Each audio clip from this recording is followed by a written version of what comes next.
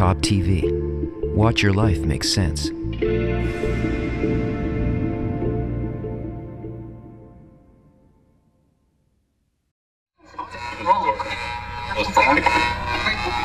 watching Cab TV. I'm Dina and I'm here with two guests in the studio. Veronica, a writer and wellness coach, and Asaf, an instructor in our learning center. Welcome, guys. How are you doing today? Hey, Dina. Great. How are you? Great. I'm glad to have you guys back. We are going to be looking into why we live our lives the way we do. So what do you have for us? Topic is relationships on the rocks. Is that a drink? Not really, but it's what we need to go along with the relationship that we're having these days. Basically, we're finding that a lot of relationships and marriages, a lot of people in relationships and marriages are finding it harder and harder to keep it together. You know, and by keeping it together, I mean staying together, and even harder to actually be happy, because a lot of people do stay together, but can they say that they're happy? Not really. And it's getting so bad, in fact, that a lot of people are choosing not to get married in the first place. Okay, and it's getting to the point where there's a prediction that in 20 years' time, only 2 out of 5 people, adults, will actually be married. But isn't that the point? Don't you want to find that special someone that you want to share your life with? Spend your life with, right? Like basically share and, you know, and everything together as a married couple. A lot of people think so, but, you know, it seems that we're choosing other things. You know, maybe some other things are more important, you know, maybe career, you know, you find that you just can't accommodate another person in your life, you know, so it seems anyhow. The other end of this whole thing is, you know, even if you do decide to get married, which a lot of us do, the average length of a marriage these days is only 11 years. That is pretty short. So, I can see the countdown clock going right now. Yeah, and if it lasts that long, you know, and once people get divorced, there's people actually celebrating divorce now. So you know how you would normally have a celebration to get married? Now there's actually celebrations in the name of divorce.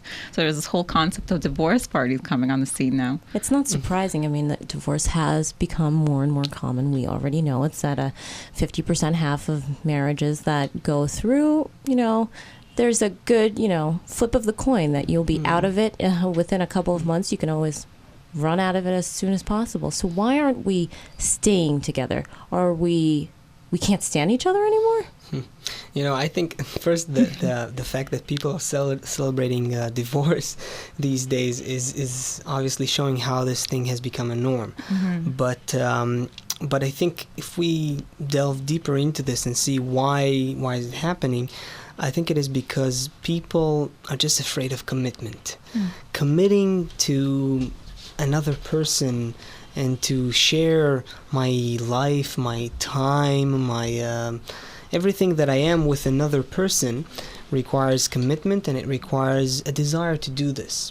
And in our time, people barely have any desire to share anything, and let alone commit to share. There's this whole concept of commitment phobia now, you know, with men and women as well, when they're just afraid to be in a relationship together. Therefore, they just choose to have shorter relationships or not so meaningful, deep relationships with other people. Yeah, I think another important point is that I feel that when people enter into a relationship, they are looking for something. They are looking for love. And what is love? What is our concept of love? And how are we looking at it that makes it fall apart so quickly? Yeah, usually what happens with couples is that at first there's a spark that explodes, but that's what it is. Eventually, it explodes, and after it explodes, not much is left, and that's because really the kind of love that I don't want to shatter any any existing love sparks, but really. From Kabbalah's point of view, the love that we feel in our world is transient, and it has to pass. It can't sustain itself. It can't be long lasting, and there's a reason for it, and it's a natural thing, because the love that we feel towards others is really based on the benefit that we get from others. Self-serving, basically. Eventually. And although in the beginning of a relationship, or just the meeting between spouses, there can be a spark felt where you really feel that you want to give yourself away for the other person. Eventually, our ego steps into the picture, and then we start seeing flaws and defects in the other. And the problem is more of, how do you benefit me, and not how can I benefit you? And that's simply because that's our nature.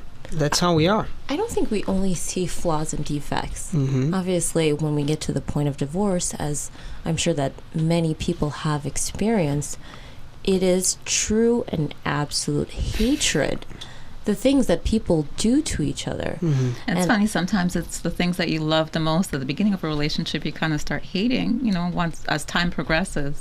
And they get to a point where it seems like they want to destroy each other. If they could hurt that person in the most terrible way, they would do it. Well, obviously the real question is, though, can there be a relationships that sustain themselves? Can it work, and how? And there is actually a way to do it. All right, there's hope. Yeah, there is hope, but it's not on this level. What do I mean by that? If we in our relationship, if we try to be loving towards each other just for the sake of doing good to ourselves, meaning the goal of the relationship stays the relationship, then it can't work. In one way or another, it'll break apart, just like the examples you gave us before.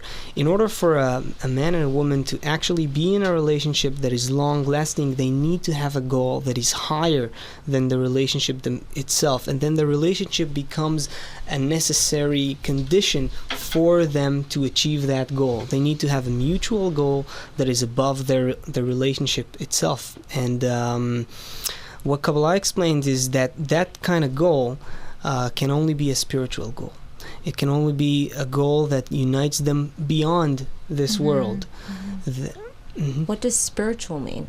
Spiritual means that they unite not for the sake of self-benefit, meaning I want to be in this relationship because I want to have a good life right here in this world with my spouse, rather for spiritual benefit. Spiritual benefit means for the sake of being in a quality of bestowal, of matching my qualities with the qualities of what we explain as in Kabbalah as the creator, or nature, if you will.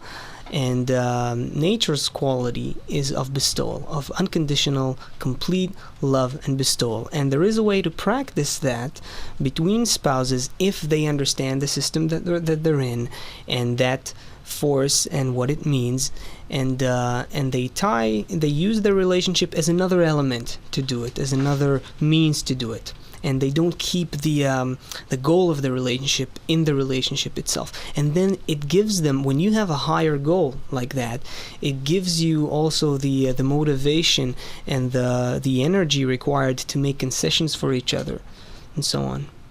I can see that, but at the same time, I look at couples, and oftentimes they can see their child as that higher goal, because they are creating something together, and they are bestowing to it, doing good.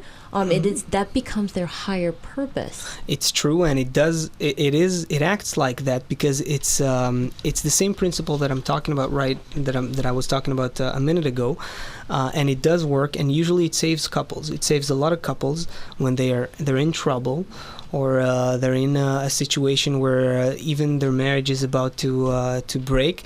Sometimes they have a child and it solves it, but it's the same principles, living and carrying out with the relationship for a higher purpose. But the kind of purpose I'm talking about is one that is eternal, that is even higher than that, and then even having children relates to that purpose. Yeah, because children grow up. Yeah, I guess that explains it. The 11-year marriage. Yeah, unconditional love sounds like a good thing. Well, it's the purpose of creation. Thank you, Asaf, for bringing us to this point. And thank you, Veronica, for presenting such an interesting topic as always. We'll see you again next time. Thank you, Dina. Thanks, Dina. This is